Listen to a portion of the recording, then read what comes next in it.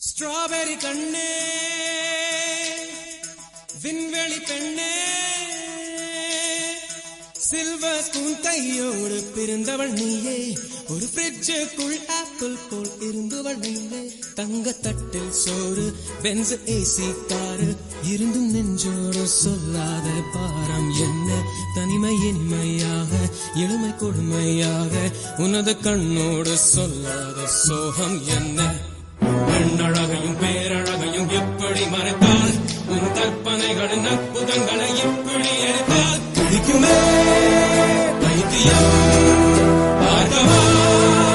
வைத்தியம்